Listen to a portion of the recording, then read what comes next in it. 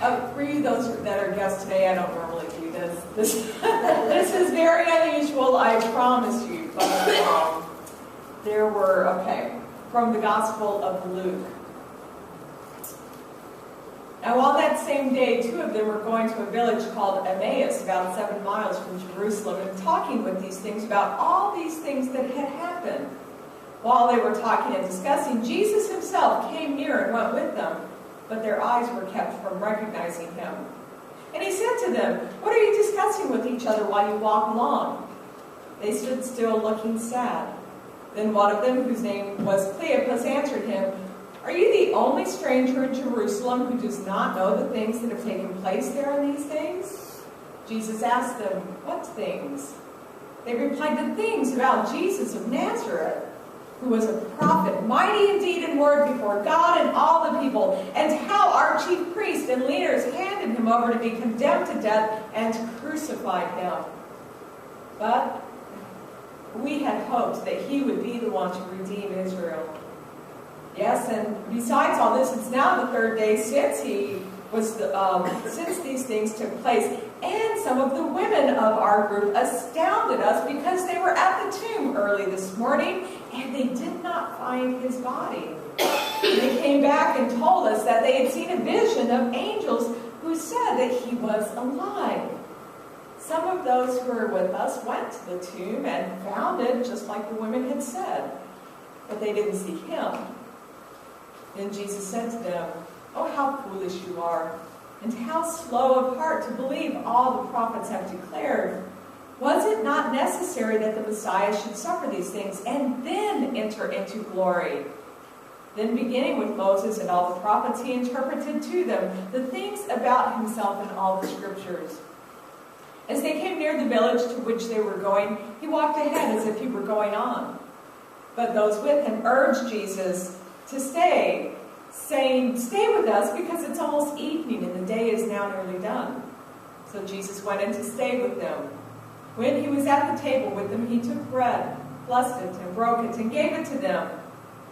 Then their eyes were opened, and they recognized him, and he vanished from their sight.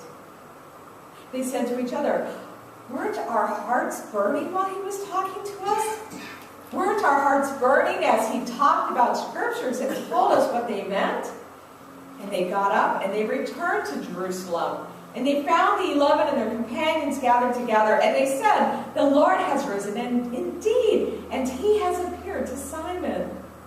Then they told what had happened on the road and how he had been making himself known to them in the breaking of the bread. Now, we're having, if you saw the signs, obviously we've talked about this, we're going to be having a big fundraiser. That's a barbecue with all this meat. And if I remember correctly, we had a fundraiser last year that involved food. And every Sunday after we leave the sanctuary, we go into the fellowship hall because there's something food. There's food in there. We're Lutherans. Lutherans tend to eat. We like food. So you would think especially that as Lutherans, we would really notice that there are tons of stories in Scripture that revolve around food. You might also be surprised, it would be no surprise at all, I know, to any of us to know that there are thousands of Lutheran cookbooks put out by thousands of Lutheran churches. I love collecting cookbooks from congregations and from churches and stuff. But I don't know if you know that there are also cookbooks that deal with food from the Bible. For instance, there's a Bible Food Fun cookbook. There's the Bible as a cookbook, a recipe for success. There's even a cookbook called Eat Like Jesus cookbook. I think we can be glad there's not one Eat Like John the Baptist. Nor will we ever see him on Project Runway Fashion Design. But, you know, these stories about food and Jesus really are stories that are more than just about Jesus being hungry. Of course, Jesus did get hungry because He was human, and we know that he got hungry. But for the scriptures, and for Jesus, and for the people of God, eating is often much more than it is just about being hungry. In the scriptures, we read about Jesus eating as part of religious observances, especially around Passover, which is what he was doing Thursday night in the upper room with his disciples, following the Passover Seder. And I don't know if you've been to a Seder, but the Seder involves, as part of its remembrance, it involves a meal. And so that meal is actually part of the worship. And it's significant then, as always, I go off on my tangents.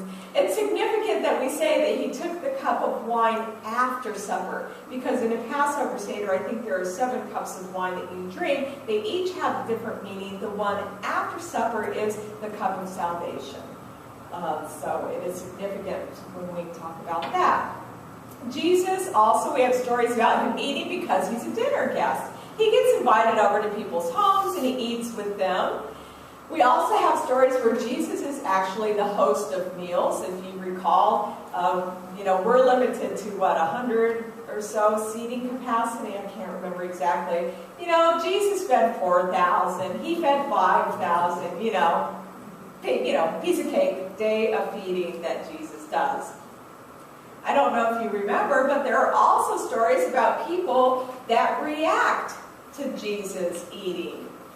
There are people that get upset with whom he eats. Oh, look, I can't believe he's eating with those people, tax collectors, sinners. Oh my gosh, why would he eat with them? And then there are people that criticize Jesus, that said that he eats too much and that he's a glutton. And then there are people that criticize him for not eating. Well, he should be fasting and not eating. And Jesus is criticized as being a drunkard. So throughout scriptures, the Old Testament, the New Testament, meals and foods are significant events, and they're almost always about hospitality. Now, we tend to think about hospitality as feeding our family and friends, maybe our coworkers or neighbors in our home or something like this. But we generally, as our hospitality today, we bring them in, feed them, and we send them back out again. In Scripture, travel was much more difficult, obviously, so hospitality was a much bigger issue. It revolved around the practice of welcoming strangers or travelers into your homes with the promise that while they are with you in your home eating your food, you have promised them safety and shelter. Because traveling was dangerous in those days. Robbers were very frequent along the highways. The parable about the Good Samaritan, because the robbers have beat this man up, very common occurrence. Travelers would often rob people that were traveling. So traveling meant that because of the way that communities were set up, when you traveled, you became a stranger to people. When you entered a town, these people knew each other, and they could see right away that you were a stranger. You didn't belong there. And that could be dangerous for the townspeople. It could also be dangerous for you. And so there's this wariness that goes on, this sort of, circling and things that could go on. So, and it was also very hard to find lodging and food as you traveled. They didn't have hotels, not like we do, and they didn't have restaurants. So what do you do when you're a stranger and you need to be on the move? So, throughout Scripture, this custom, this not maybe a law, but this custom of hospitality grew out of this desire to neutralize these potential threats, both the threats to the strangers and the threats to your own community. By welcoming a stranger, you've protected the stranger from thieves, and you've protected the townspeople that might be inclined toward mob violence toward the stranger. We see that in Scripture too, where somebody welcomes a stranger and the whole town comes and wants to harm them, but they protect the stranger. By opening your home to a stranger, you protected yourself as well. Because you have welcomed them, they are obligated not to harm you. It's amazing the code of ethics worked. It actually worked. So, as a result, it was usually the leading citizens within a town, within a community, that bore the primary responsibility for hosting strangers. So, when you hosted a stranger, it was really a big deal. How many of you remember the story about Abraham seeing strangers in a distance? And they come, and what does he do? Does he say, oh, pretty hot? Where are you going? Yeah, better keep on moseying. You got a long way to go, just move. Did he do that? No. Does he say, well, as long as you're here, here's a chicken, we can just make this? No. He sends out his servants to get the best of what he has. He offers them refreshing washing of the feet, to sit in the shade, to provide out of the best of what he had. It's just one story of many where we have this example of eating with strangers, eating together, and it being an elaborate affair. So this hospitality to a stranger was significant because of the danger and because of this need to be pleasant. So if being a stranger is so dangerous, why does Jesus appear as a stranger? These people did not recognize him. To them, he was a stranger. They even say that. Are you the only person that hasn't heard the story of what's going on? They talk about Jesus to Jesus. They do not know him. He is a stranger, traveling.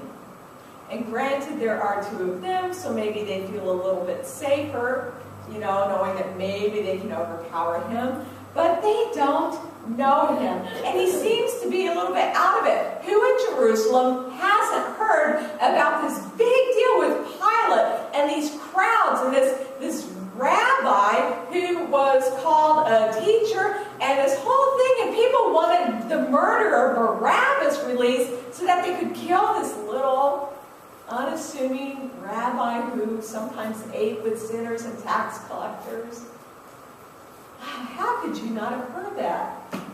If the stranger hasn't heard that, then maybe he's loony, more dangerous. Maybe he's not from Jerusalem, more dangerous, because then we really have an unknown entity on our hands. They walk together, a stranger and two people, and as they talk to him about this Jesus, about their hopes of who Jesus was and what Jesus could do, what they thought that Jesus meant, not only in their lives, but in the lives of their people, in the lives of the world. This stranger began to speak. And he began to speak to them and take their own scripture and to open it to them in such a way that suddenly this thing with Pilate, the crowds, this rabbi suffering, the fact that now they're talking about they can't even find the body, it begins to make sense. And these two men are going, how did we not see this?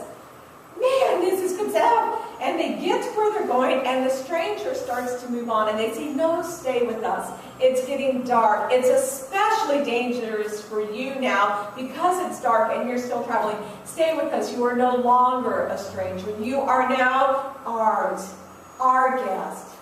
We want to feed you. We want to be with you. We want you to be with us. And so they eat together. And as soon as this stranger breaks bread, their eyes are open and they recognize it's not a stranger. It's somebody that they not only knew, it's somebody that they loved. And then he vanishes from their sight. By now it's even more dark, it's even more dangerous to be out on the road, but they are so excited that they have seen and experienced this Jesus, the person that they love, the one they have their hopes pinned on, the one who now has made it clear to them why this all happened, and they go back out on the road and they go back to Jerusalem to spread the good news. So why a stranger?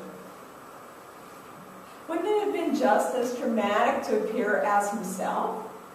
I mean, why wait until they travel and get home and break bread together? Why not just appear as Jesus? I think they would be just as excited. If he was going as a stranger, then why not even appear as somebody important? Why not appear as a government official? Why not appear as a priest? Why not appear as some kind of ruler so that instead of fearing him, he'd immediately have their respect? And then they'd listen even more attentively to what he said about scriptures. Why a stranger? Because Jesus had taught his disciples about hospitality during his time with them.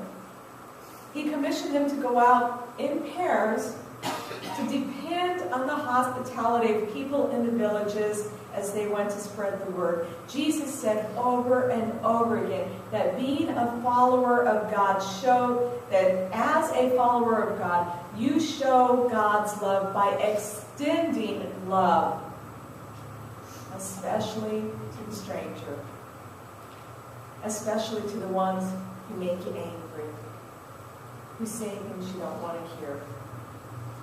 Jesus said, love one another as I have loved you. And if you think your sin doesn't bother me, guess again, it does. Love as I have loved you, which says that there are times you've rejected me, I still love you and I want you to be with me. As a follower, we show love by extending hospitality, especially to the stranger, and we do this in remembrance of him. Jesus appears as a stranger to let them experience how their hospitality transforms someone from a stranger to somebody that they loved. Rather than excluding him, they welcomed him. Rather than acting superior to him, they opened themselves to hearing what he had to say. They listened to the stranger. They gave value to the stranger. Because they welcomed the stranger, they opened themselves up to the possibility of seeing Jesus in their midst. Why a stranger? Because that's how Jesus appears to us most often. Through our own willingness to welcome and to listen and to value people that we meet in our lives, we open ourselves to having Jesus revealed in our midst. And every week we serve a meal and we break bread. And we hope that our eyes are open to seeing Jesus in our midst. May our calling as Jesus followers mean that we always make room at our meal for those who come into our midst, who are seeking the joy and the comfort of the good news that Jesus Christ is risen, and may it be our hearts that burn when we eat this bread and drink this cup, to remind us that the Spirit of God is still at work through you, through us. That the Spirit of God is still at work to call and gather people with the proclamation that Christ is risen and I have seen him. Amen.